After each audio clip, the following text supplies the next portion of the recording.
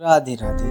बुद्धिमान एक ऐसा शब्द है जिसे तारीफ और तंज दोनों की अंदाज में कहा जा सकता है। अगर कोई काम बिगड़ जाता है तो उसे तंज कसा जाता है कि बहुत बुद्धिमान मत बनो। यदि वही किसी कार्य को सफलतापूर्वक कर दिया जाता है तो हम कहते हैं बहुत बुद्धिमान हो। लेकिन वास्तव में कौन है बुद्धिमान और कैसे बना जा सकता है बुद्धिमान? चलिए चलते हैं कहानी पर। बुद्धिमान की परिभाषा और इसका सही अर्थ गौतम बुद्ध के जीवन से जुड़ी एक कहानी पर आधारित है। तो सुनिए। एक गांव में एक लड़का था जिसका दिमाग बहुत तेज था। उसकी यह खासियत थी कि वह किसी भी चीज़ को बहुत आसानी से सीख लेता था, जबकि उसी चीज़ को सीखने और समझने में अन्य लोगों को काफ़ी समय लग जाता था। लड़के की यही ख्याति दूर दूर तक फैल गई। सभी लड़के इसकी तारीफ में कहने लगे कि उसके जैसा बुद्धिमान कोई नहीं। लड़का चित्रकारी, मूर्ति बनाना, गीत गाना जैसे अन्य कई चीज़ों को जानता था। अपनी प्रसिद्धि को बढ़ाने के लिए वह अन्य काम और चीज़ों को सीखने लगा। इस तरह से उसे अपनी बुद्धिमत्ता पर अहंकार हो गया, क्योंकि वह साधारण व्यक्ति होकर भी कई असाधारण काम भी आसानी से करने लगा था। एक दिन लड़के का सामना भगवान गौतम बुद्ध से हुआ। लड़के को खुद पर खूब अहंकार था और इस कारण उसे किसी से ईर्ष्या नहीं होती थी, क्योंकि वह खुद को ही श्रेष्ठ समझता था। लेकिन पहली बार उसे गौतम बुद्ध को देख ईर्ष्या हुई और वह अपनी तुलना बुद्ध के साथ करने लगता है। वह देखता है कि बुद्ध के पास भिक्षा मांगने के लिए एक कटोरा है और उसके पास आए बुद्ध ने साधारण वस्त्र धारण किए। वे और उसके वस्त्र कीमती थे। बुद्ध नंगे पैर थे और वह नंगे पांव जमीन पर पैर भी नहीं रखता था। इस तरह से लड़का एक नहीं बल्कि कई चीज़ों से गौतम बुद्ध के साथ अपनी तुलना करने लगा। हर चीज़ से तुलना करने के बाद वह मन ही मन सोचता है कि आखिर मैं इस भिक्षु के साथ अपनी तुलना क्यों कर रहा हूँ, जबकि इसका और मेरा जीवन बिल्कुल अलग है।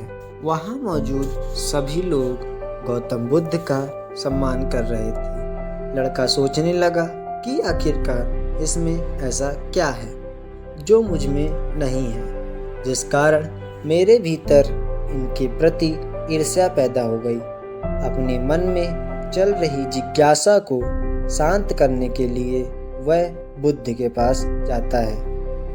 बुद्ध के पास जाकर वह कहता है, मैं इस गांव का सबसे बुद्धिमान व्यक्ति हूँ और आप अपने आसपास जो भी देख रहे हैं मैं वह सब करना जानता हूँ। मैं किसी भी कार्य को बहुत कम समय में सीख लेता हूँ, इसलिए सभी लोग मेरा सम्मान करते हैं। लेकिन फिर भी आपको देख मेरे भीतर ईर्ष्या पैदा हो गई। इसलिए मैं जानना चाहता हूँ कि आपकी उपलब्धि क्या है।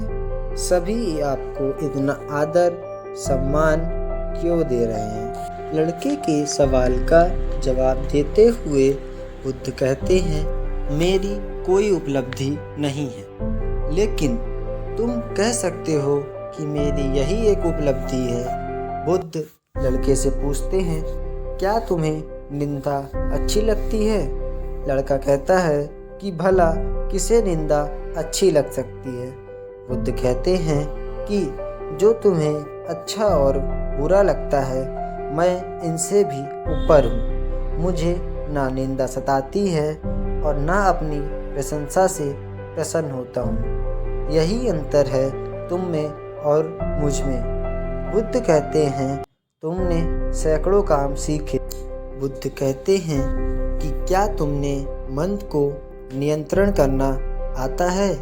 यह बात सुनकर लड़का समझ जाता है कि उसे बुद्ध से ईर्ष्या क्यों हुई। बुद्ध कहते हैं जिसने संपूर्ण जगत जीत लिया लेकिन अपने मन को नहीं जीत पाया, उसने कुछ भी नहीं जीता।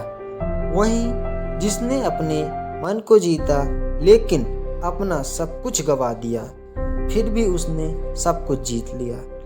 बुद्ध की यही बात सुन लड़के का अहंकार टूट गया। उसने बुद्ध से कहा कि क्या आप मुझे अपने मन को जीतना सिखा सकते हैं। बुद्ध कहते हैं जरूर, लेकिन इसके लिए मैं तुम्हारी सभी उपलब्धियां छीन लूँगा।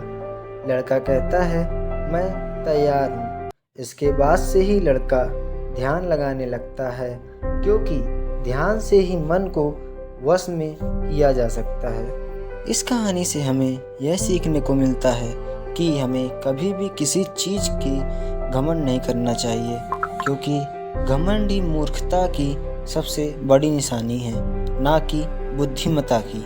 इसलिए वास्तव में बुद्धिमान व्यक्ति वो है जिसे अपनी शक्तियों का बिल्कुल भी घमंड नहीं होता। जो विनम्र होते हैं वही बुद्धिमान होते हैं, जैसे भगवान राम। जय श्री राम।